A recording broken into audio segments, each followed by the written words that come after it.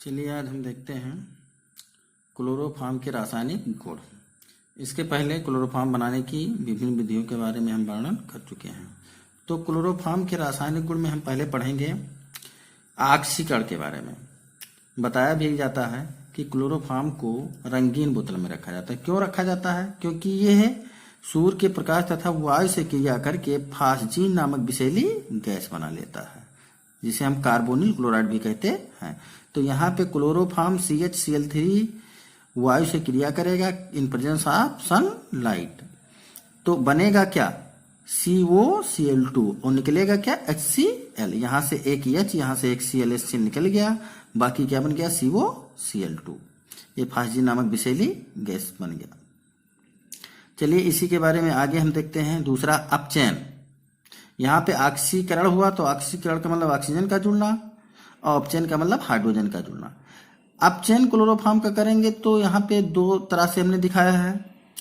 Chloroform को zinc और जल या भाप, चाहे H2O ले लें, मैंने यहाँ पे जल ले लें जल के फॉर्म में, और चाहे भाप के फॉर्म में ले लें H2O। तो क्लोरोफॉर्म को जिंक और भाप या जल द्वारा अपचयन करने पर मेथेन बनता है। क्या बनता है? मेथेन। अब यहाँ पे Zn और H2O परस्पर क्रिया करेंगे तो नेसेंट हाइड्रोजन निकालते हैं, नवजात हाइड्रोजन, जो यहाँ पे 6H दिखाया गया है। यहाँ से 3H और यहाँ से 3Cl 3HCl निकल गया, बाकी 3 हाइड्रोजन इसको दे दीजिए तो CH था, तो ये हो गया CH4। दूसरा देखिए यहाँ पे क्लोरोफॉर्म को अगर हम जिंक और हाइड्रोक्लोरिक अम्ल द्वारा अपचयन करें तो यहाँ से ZnCl2 ये बन जाएगा, नवजात हाइड्रोजन निकलेगा। ये नवजात हाइड्रोजन क्लोरोफॉर्म को मेथिलीन डाइक्लोराइड में अपचयित कर देता है।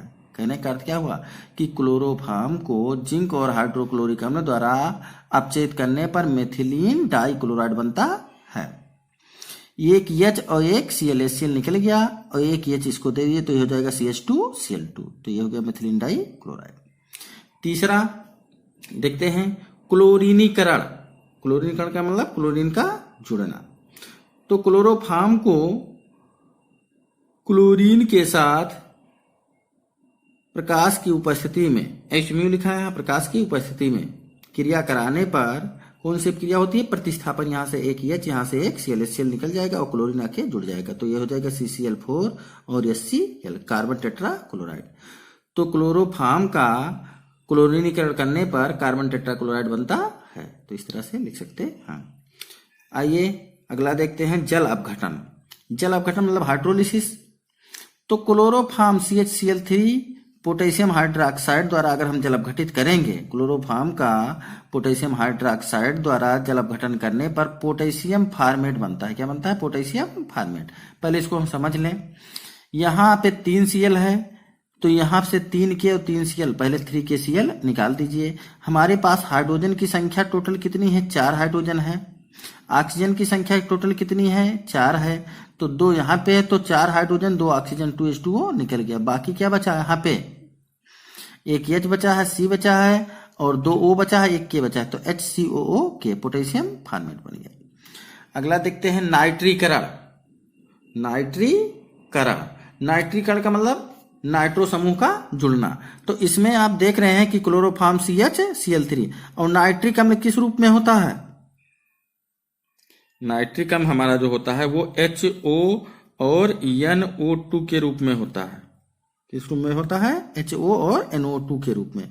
तो यहां से OH और यहां से हम ले लेंगे H, तो निकल क्या गया? H2O। बाकी क्या बचा? CCl3 और यहाँ पे NO2, तो CCl3NO2। कहने का अर्थ क्या हो कि क्लोरोफॉर्म को सांद्र नाइट्रिक अम्ल से क्रिया कराने पर क्लोरोपिक्रिन बनता है, CCl3NO2, जिसका नाम है क्लोरोपिक्रिन।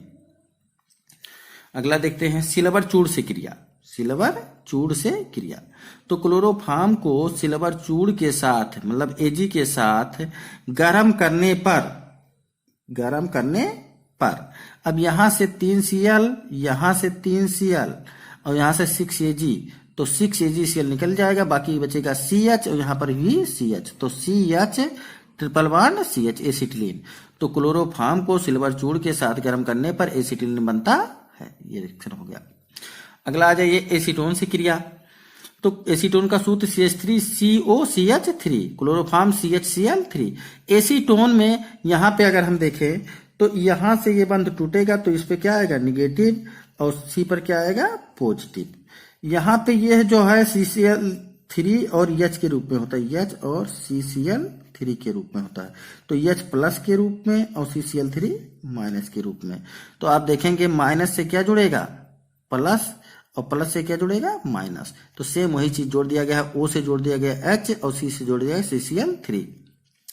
तो एसीटोन को पोटेशियम हाइड्रोक्साइड की उपस्थिति में क्लोरोफॉर्म से या क्लोरोफॉर्म के साथ गर्म करने पर क्लोरीटोन बनता है। यहाँ पे कौन सी अपक्रिया हुई, एक संघनन अपक्रिया हो रही है, आपस में जुड़ना, आपस में जुड़ रहा है, कंडेंस हो रहा है।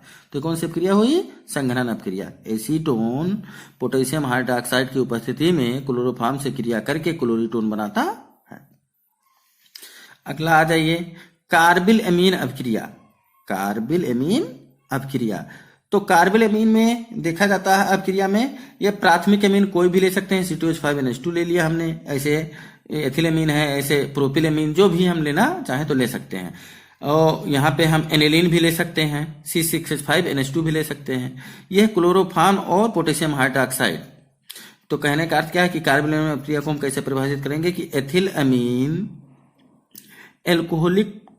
अमीन को एल्कोहलिक पोटेशियम हाइड्रोक्साइड और क्लोरोफॉर्म के साथ गर्म करने पर एथिल आइसोसाइनाइड बनता है, C2H5NC एथिल आइसोसाइनाइड बनता है, जिसकी गंध बहुत ही बहुत ही तीव्र होती है, अर्थात इसमें से बहुत ज्यादा दुर्गंध आती है। कैसे बना, यहाँ पे यहाँ से C2H5N और यहाँ से C, तो C2H5NC बन गया। यहाँ से 3 के, यहाँ से 3 Cl, 3 के Cl। बाकी क्या बचा, यहाँ पे 3 OH बचा है, 2 H और 1 H, यहाँ से 3 H और 3 OH, 3H2O। तो ये हो गया कार्बिल एमीन अपक्रिया। अब अगला हम देखते हैं रायमर-टीमन अपक्रिया। रायमर-टीमन अपक्रिया, अब फिनाल को क्लोरोफॉर्म और पोटेशियम हाइड्रोक्साइड ले लें या सोडियम हाइड्रोक्साइड ले लें, कोई भी चीज ले लें, यहाँ पे हम कोई भी क्षार ले सकते हैं। तो फिनाल को क्लोरोफॉर्म और कास्टिक सोडा या कास्टिक पोटास, कास्टिक सोडा कहेंगे तो NaOH, और कास्टिक पोटास का मतलब KOH से क्रिया कराने पर आर्थो हाइड्रोक्सी बेंजल्डिहाइड बनता है, जिसे हम सैलिसिलडिहाइड कहते हैं। लेकिन यहाँ पे 2 रिएक्शन हो रहा है, पहले क्लोरोफॉर्म और पोटेशियम हाइड्रोक्साइड से क्रिया करेगा तो यहाँ पे इंटरमीडिएट प्रोडक्ट बनेगा, जिसको HCl द्वारा हम अपघटित कर देंगे तो आर्थो हाइड्रोक्सी बेंजल्डिहाइड बनेगा, जिसका नाम है सैलिसिलडिहाइड। तो पहले ये रिएक्शन हम समझते हैं। यहां से H और यहां से एक K, H को विस्थापित कर दिया जाएगा तो यह हो जाएगा OK। यहां से एक H निकला और यहां से CH और यहां से एक O, तो जहां से H निकला वहीं पे CHO आके जुड़ गया। तो एक H यहां से निकल रहा है, एक H यहां से, टोटल 2 H यहां पे हुई है और 4 यहां, टोटल कितने हो गए, 6H। तो 6H और ऑक्सीजन यहाँ पे एक आके जुड़ गया है, तो बाकी बचा हमारे पास 3 ऑक्सीजन, 6 हाइड्रोजन, तो 3H2O, और यहाँ से 3 K और 3 Cl, तो 3 K Cl निकल गया, तो OK और CHO बना। इसको HCl द्वारा आप ले कर दीजिए, तो यहाँ से K, यहाँ से Cl, KCl निकल जाएगा, ये आके जुड़ जाएगा, तो ये OH और ये CHO, ये हो गया आर्थो हाइड्रोक्सी बेंजल्डिहाइड, जिसे हम सैलिसिलडिहाइड कहते हैं। तो ये हो गया क्लोरोफॉर्म के रासायनिक गुण। अब हम यूजेज ऑफ क्लोरोफॉर्म के उपयोग क्या है। तो सबसे पहले प्रयोगशाला में अपकर्मक के रूप में हम इसको प्रयुक्त करते हैं।